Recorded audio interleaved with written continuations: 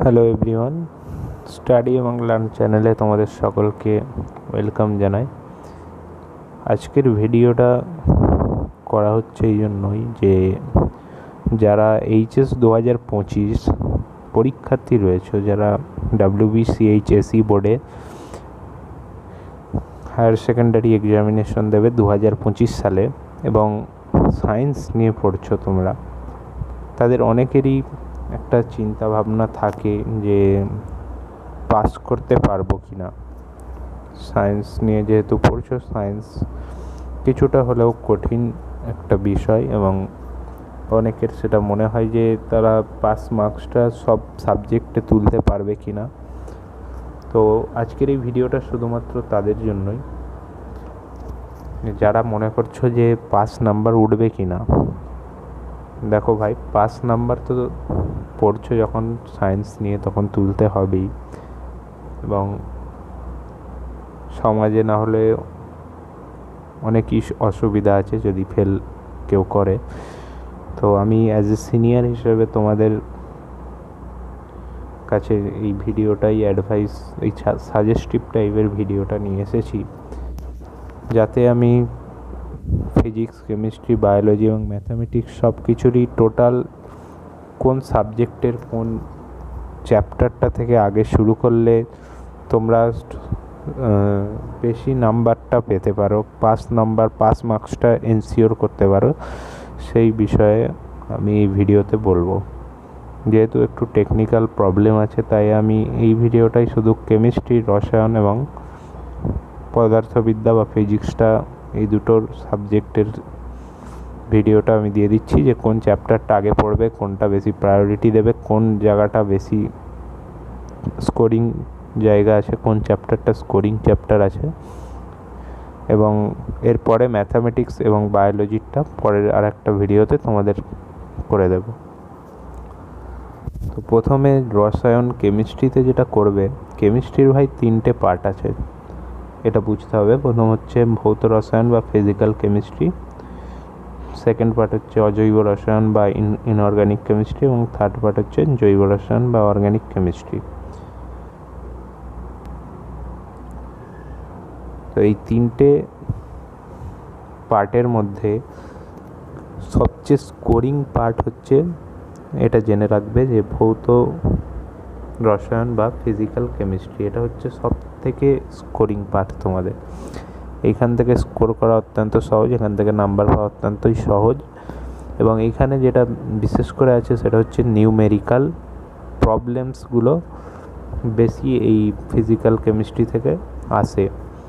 এবং নিউমেরিক্যাল মানে খুবই ছোট ছোট 2 লাইন বা 3 লাইন 4 লাইন এই রকমের একটা অঙ্ক যদি তুমি করে দিতে পারো, সেখানে তোমায় 2-3 ম্যাক্সিমাম 3 নাম্বার তুমি পেয়ে যাবে। তাই এই ফিজিক্যাল কেমিস্ট্রিটাকে সবসময় প্রায়োরিটি দিতে হবে, তোমায় ফার্স্ট প্রায়োরিটি দিতে হবে একদম। প্রথমে তোমায় ফিজিক্যাল কেমিস্ট্রিটা টোটালি কমপ্লিট করতে হবে যদি পাস করার, মানে অনেক স্টুডেন্ট আছে যারা ব্রিলিয়ান্ট, যারা খুবই ভালো পড়াশোনায়, তাদের জন্য এই ভিডিওটা নয়, কারণ তারা তো নিজেরাই সেটা যোগ্য যে তুলে ফেলতে পারবে নাম্বারটা। কিন্তু যারা ভয় খাচ্ছ, যে ভয় পাচ্ছ পাস মার্কসটা উঠবে কিনা, তাদের জন্যই আমি এই ভিডিওটা তৈরি করছি। এবং তোমাদেরকে একটা কথা বলবো যে তোমরা কোনো চিন্তা করো না পাস মার্কস নিয়ে। যদি আমার এই ট্রিক্স এবং স্ট্র্যাটেজি যেগুলো বলবো এগুলো একটু ফলো করে চলতে পারো, এখনও সময় আছে, তোমরা আরামসে পাস মার্কস কেন, পাস মার্কসের বেশি, অনেক বেশি মার্কস তোমরা পেয়ে যেতে পারো। এবং আমি সব চ্যাপ্টার থেকে ফিজিক্স, কেমিস্ট্রি, বায়োলজি, ম্যাথামেটিক্স বলো, সব চ্যাপ্টারের একটা করে ডিটেলস ভিডিও তোমাদের, প্রত্যেকটা সাবজেক্টের প্রত্যেকটা চ্যাপ্টারের একটা করে ডিটেলস ভিডিও তোমাদের দেওয়ার চেষ্টা করব, যাতে সব রকম question answer, main important topics এবং PYQs বা প্রিভিয়াস ইয়ার কোশ্চেনগুলো করানো থাকবে। প্রথমে কেমিস্ট্রির ফিজিক্যাল কেমিস্ট্রিটা একেবারেই প্রথমে ফার্স্ট প্রায়োরিটি দিও। এবং এই ফিজিক্যাল কেমিস্ট্রিতে যে পার্টগুলো আছে, যেই চ্যাপ্টারগুলো আছে সেগুলো একটু তোমাদের এখানে লিখে দিয়েছি। ফিজিক্যাল কেমিস্ট্রির প্রথম হচ্ছে সলিড স্টেট বা কঠিন অবস্থা। এখান থেকে তোমাদের 4 নাম্বার থাকবে, তো এটা ভালো একটা মার্কস, 4 নাম্বার। এবং এখানে 4 নাম্বারটা পাওয়া সলিড স্টেটে অনেকটাই সহজ। একটা ছোট কোশ্চেন, শর্ট কোশ্চেন আসতে পারে, আর 3 নাম্বারের একটা নিউমেরিক্যাল দিয়ে দিতে পারে। এবং নিউমেরিক্যালগুলো এখানে অত্যন্তই ছোট ছোট নিউমেরিক্যাল এবং সহজ নিউমেরিক্যাল হয় অঙ্কগুলো। তোমরা একটা দুটো অঙ্ক করলেই এখান থেকে এই জায়গাটা পরিষ্কার বুঝতে পেরে যাবে। এবং ফিজিক্যাল কেমিস্ট্রির দ্বিতীয় যে চ্যাপ্টারটা আছে সলিউশন, এটা সলিড স্টেটের পরে তোমরা করবে সেকেন্ড সলিউশনসটা করবে, এবং এখান থেকে 5 নাম্বার আছে। তারপরে ইলেকট্রোকেমিস্ট্রি আছে, ইলেকট্রোকেমিস্ট্রিটা তারপরে করবে তোমরা। তারপরে কেমিক্যাল কাইনেটিক্স এবং সারফেস কেমিস্ট্রি। এই ফিজিক্যাল কেমিস্ট্রিটা টোটাল তোমরা প্রথমে কমপ্লিট করবে ভালো করে। এবং পাস মার্কস যেহেতু 21 হলেই পাস। এবং এই ফিজিক্যাল কেমিস্ট্রিতেই শুধু 23 নাম্বার তোমরা পেয়ে যাচ্ছ। যদি ভালো করে করতে পারো অবশ্যই 23-এ 23 পাওয়া যায়। আর এগুলো হচ্ছে খুবই স্কোরিং চ্যাপ্টার ফিজিক্যাল কেমিস্ট্রির, প্রত্যেকটা চ্যাপ্টারই স্কোরিং চ্যাপ্টার। কারণ এরপর ইনঅর্গ্যানিক এবং অর্গ্যানিক আসছে, যেটা মুখস্থর ব্যাপার বেশি। এবং যারা মুখস্থতে একটু মানে সাবলীল নও, তাদের জন্য এই ফিজিক্যাল কেমিস্ট্রিটা অত্যন্ত গুরুত্বপূর্ণ। এবং এরপরে হচ্ছে ইনঅর্গ্যানিক কেমিস্ট্রিটাকে তোমরা সেকেন্ড প্রায়োরিটি দিও, কারণ অর্গ্যানিক কেমিস্ট্রিতে প্রচুর বড় বড় চ্যাপ্টার আছে এবং মুখস্থর বিষয় আছে, কিন্তু নাম্বারটা সেই তুলনায় কম আছে। কিন্তু ইনঅর্গ্যানিক চ্যাপ্টারের মুখস্থর বিষয় আছে, একেবারে নেই বলবো না, কিন্তু চ্যাপ্টারগুলো একটু ছোট ছোট। এবং ইনঅর্গ্যানিকের সবচেয়ে যেটা একটা ফ্যাক্ট, যেটা WBCHSCর পরীক্ষায় আমি দেখেছি, যে ইনঅর্গ্যানিক কেমিস্ট্রিতে previous year question repetition, previous year মানে বিগত বছরের প্রশ্ন বারবার পড়ে, বারবার রিপিট হয় ইনঅর্গ্যানিকে। কিছু কোশ্চেন আছে যেগুলো ঘুরিয়ে ফিরিয়ে প্রত্যেক বছর সেগুলোই আসে। এবং তাই প্রিভিয়াস ইয়ার PYQs টা যদি তোমরা ভালো করে করতে পারো ইনঅর্গ্যানিকের, তাহলে অনেক মার্কস ইনঅর্গ্যানিক থেকেও পাওয়া যায়। এবং ইনঅর্গ্যানিক চ্যাপ্টারে যেগুলো ইউনিটে যেগুলো আছে, প্রথম হচ্ছে মৌলের পৃথককরণের সাধারণ নীতি, এটা তোমরা করবে, এখান থেকে 3 নাম্বার আছে। এরপর পি ব্লক আছে, পি ব্লকটা একটু বড় চ্যাপ্টার হলেও, একটু পড়তে হলেও এখান থেকে তোমরা 8 নাম্বার পেয়ে যাবে। এটাও স্কোরিং চ্যাপ্টার। এবং D and F block element যেটা তারপরে থাকে, এখান থেকেও 5 নাম্বার আছে। এবং এটা তুলনামূলকভাবে পি ব্লকের চেয়ে ছোট চ্যাপ্টার। এবং শেষে কোঅর্ডিনেশন কম্পাউন্ড আছে, ওখানেও 3 নাম্বার পেয়ে যাচ্ছে। তো এখান থেকে টোটাল ইনঅর্গ্যানিক থেকে 19 নাম্বার থাকে। এবং আশা করা যায় যে 19 নাম্বার তোমরা একটু পড়াশোনা করলে অবশ্যই 19 নাম্বার তোমরা পেয়ে যাবে। এবং বিগত বছরের প্রশ্ন যেটা, ওইগুলো তোমাদেরকে বিশেষ করে জোর দিতে হবে ইনঅর্গ্যানিকের ক্ষেত্রে। এরপর যেটা অর্গ্যানিকটা বলবো, অর্গ্যানিক কেমিস্ট্রিতে তোমাদের মূলত পড়তে হবে, মুখস্থ করতে হবে অনেক, কারণ প্রচুর রিয়াকশান আছে, প্রচুর রিয়াকশান যেগুলো আছে, ইকুয়েশান আছে প্রচুর, সেগুলোকে সমীকরণগুলোকে মুখস্থ করতে হবে, রিয়াকশানগুলোকে, বিক্রিয়াগুলোকে, না হলে তোমরা ইনঅর্গ্যানিকে কিছুই পারবে না। এবং ইনঅর্গ্যানিকটাই যেগুলো করবে তোমরা, বিশেষ করে ইনঅর্গ্যানিকে প্রথমে ছোট ছোট কিছু চ্যাপ্টার শেষের দিকে আছে, যেগুলো তোমরা প্রথমে করে নেবে। অর্গ্যানিকে যেগুলো করবে তোমরা, অর্গ্যানিকের প্রথমে তোমরা কিছু ছোট ছোট চ্যাপ্টার যেগুলো শেষের দিকে আছে একেবারে, যেমন হচ্ছে কেমিস্ট্রি ইন এভরিডে লাইফ, এই চ্যাপ্টারটা একেবারে শেষে আছে, কিন্তু এটা ভাই ছোট চ্যাপ্টার। এবং তোমরা যদি একটু পড়ে নিতে পারো এই চ্যাপ্টারটা, এখান থেকে 3 পাওয়া কোনো ব্যাপার নয়, 3 ইজিলি পেয়ে যাবে। এবং তারপরে যেটা আছে পলিমার্স চ্যাপ্টারটা থেকেও নাম্বার পাওয়া সহজ, এখান থেকেও 3 আছে। তো কেমিস্ট্রি, অর্গ্যানিক কেমিস্ট্রিতে তোমরা কেমিস্ট্রি ইন এভরিডে লাইফটা আগে পড়ো, প্রায়োরিটি দিও, তারপরে পলিমার্সটার দিকে যেও, এবং তারপরে বায়োমলিকিউলসটা পড়বে। বায়োমলিকিউলসে 4 নাম্বার থাকে। এই তিনটে শেষ করার পর এবার মেন যে অর্গানিকের চ্যাপ্টারগুলো আছে, বড় বড় হ্যালো অ্যালকেনস এন্ড হ্যালো অ্যারিনস 4 নাম্বার, এটা বহুত বড় চ্যাপ্টার আছে প্রচুর, কিন্তু নাম্বার মাত্র 4। এবং তারপরে অ্যালকোহলস, ফেনলস অ্যান্ড ইথার্স 4 নাম্বার আছে, এটাও বড় চ্যাপ্টার। এবং aldehyde, ketones and carboxylic acid, এখান থেকে 6 নাম্বার আছে। এবং শেষে organic compounds containing nitrogen 4 number, এটা শেষে পড়বে। তাহলে এইভাবে তোমরা যদি প্রথম থেকে পড়ে যাও ঠিক স্ট্র্যাটেজি ওয়াইজ, যেটা আমি বললাম এই মাত্র, তোমাদের অবশ্যই পাস মার্কস উঠবে এবং তার সঙ্গে তোমরা ভালো মার্কস পাবে। পাস মার্কস শুধু নয়, ভালো মার্কস পেতে পারো এই স্ট্র্যাটেজিটা ফলো করতে পারলে। এটা হচ্ছে কেমিস্ট্রির স্ট্র্যাটেজিটা, তোমরা লিখে নিতে পারো। এবং আমি প্রত্যেকটা চ্যাপ্টারের উপরে আলাদা আলাদা ডিটেলস ভিডিও অবশ্যই তোমাদের দেব। এবং তোমাদের যা মতামত থাকবে, যা প্রশ্ন থাকবে, অবশ্যই তোমরা আমায় কমেন্টে জানাবে, আমি সেইগুলোর উত্তর দেওয়ার চেষ্টা করব। এই স্ট্র্যাটেজিটা তোমরা লিখে নিতে পারো। আচ্ছা, এরপর যেটা বলবো সেটা হচ্ছে ফিজিক্সটা।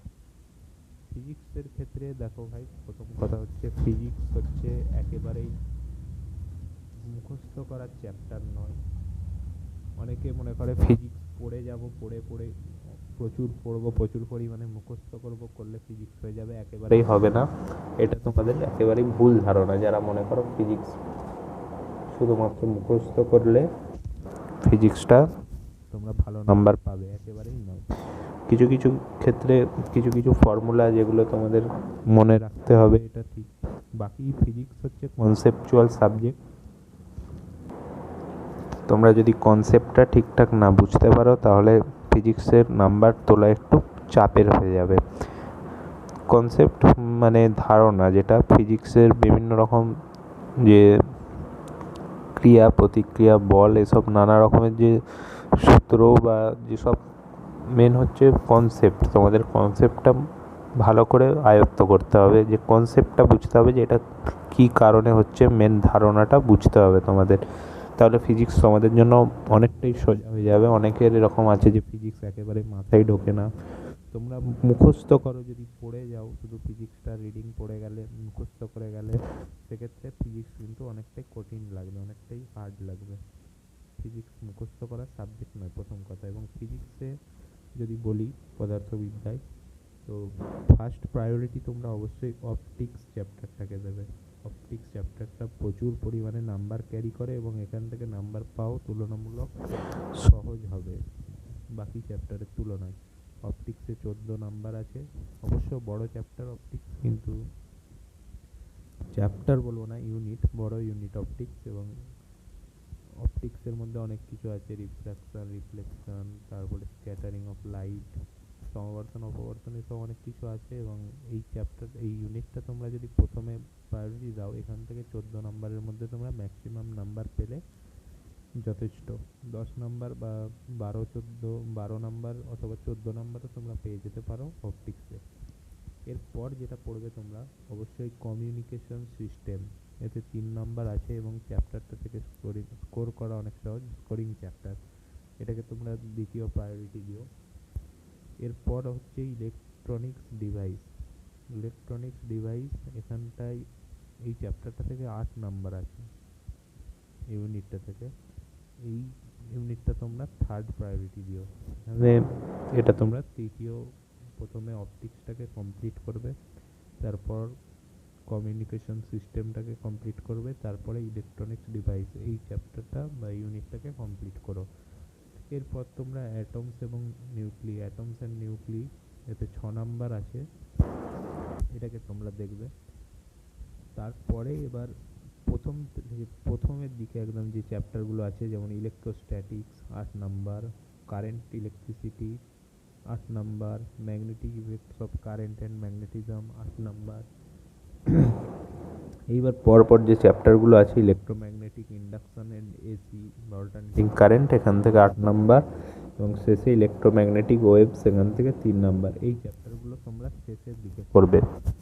যদি ভালো নাম্বার পাওয়ার মতো তোমাদের মাইন্ডসেট তোমরা আগে থেকে তৈরি করো, অবশ্যই তোমরা ভালো নাম্বার পাবে। এবং যারা চিন্তা করছো যে পাস মার্কস পাবো কিনা, তোমরা এই স্ট্র্যাটেজিটা যদি ফলো করো, এই স্ট্র্যাটেজিটা যদি প্রয়োগ করতে পারো তোমাদের ডেলি পড়ার রুটিনে, অবশ্যই তোমরা ভালো মার্কস পাবে। শুধু পাস মার্কসই নয়, ভালো মার্কস পাবে।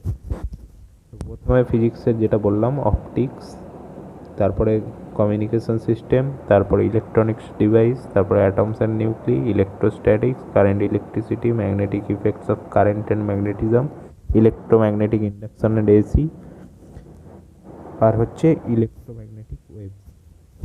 এগুলো তোমরা পরপর করবে। তোমরা যদি প্রথম চারটে, এটা 1, 2,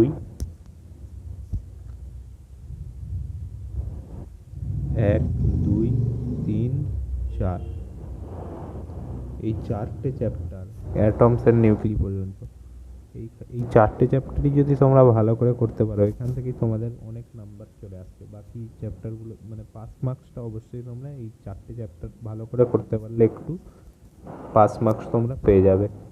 কারণ এখানে 14 আর 8, 14 আর 6 20 আর 8 28 আর 3 31 নাম্বার তোমরা খালি এই চারটে চ্যাপ্টার থেকে পেয়ে যাচ্ছে। শুধু এই চারটে চ্যাপ্টার, চারটে ইউনিট। তো অবশ্যই তোমরা ভালো করে পড়লে তোমরা ভালো নাম্বার পাবে, কোনো চিন্তা করবে না। এবং আমার সাথে থাকো, আমি প্রত্যেকটা চ্যাপ্টারের আলাদা আলাদা ডিটেলস ভিডিও নিয়ে আসবো, এবং অবশ্যই আশা করি তোমাদের উপকার হবে, কিছুটা হলেও তোমরা উপকৃত হবে। আজকের ভিডিওটা এখান পর্যন্তই, এবং এরপরে আমি অঙ্ক, ম্যাথামেটিক্স এবং বায়োলজি, জীববিদ্যা নিয়ে আর একটা অন্য ভিডিও সাজেস্টিভ, এটা স্ট্র্যাটেজি বা ট্রিক্সটা তোমাদের ডিসকাস করে দেবো।